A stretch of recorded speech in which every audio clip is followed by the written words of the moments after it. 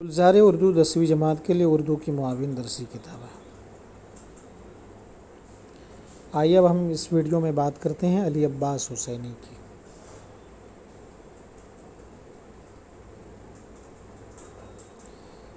تو ان کی پیدائش جو ہے 1897 میں ہوئی ان کی پیدائش، اور 1969 میں ان کا انتقال ہوا۔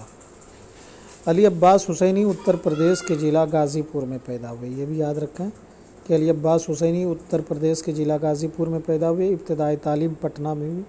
الہ آباد سے BA اور لکھنؤ سے MA کے ڈگریاں حاصل کی۔ LT کی سند حاصل کرنے کے بعد ایک سرکاری اسکول میں اردو اور فارسی کے استاذ مقرر ہو گئے۔ علی عباس حسینی نے شروع میں پریم چند سے متاثر ہو کر افسانے لکھے۔ ایسے افسانوں میں گاؤں کے معصوم اور سادہ لوح افراد کی خوبصورت عکاس ملتی ہے۔ بعد میں ان کے افسانوں میں ایسے کردار نظر آتے ہیں جو نفسیاتی پیچیدگیوں کا شکار ہیں۔ علی عباس حسینی کو انسانی نفسیات پر عبور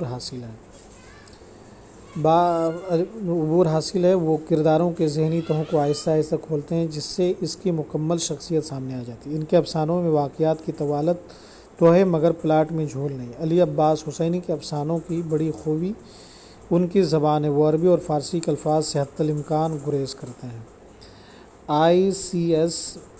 یہ دیکھیے ICS، باسی پھول، میلہ گھومنی کچھ ہنسی نہیں ہے ان کے افسانوں کے مجموعے، اور ناول کی تاریخ اور تنقید ان کی کتاب ہے۔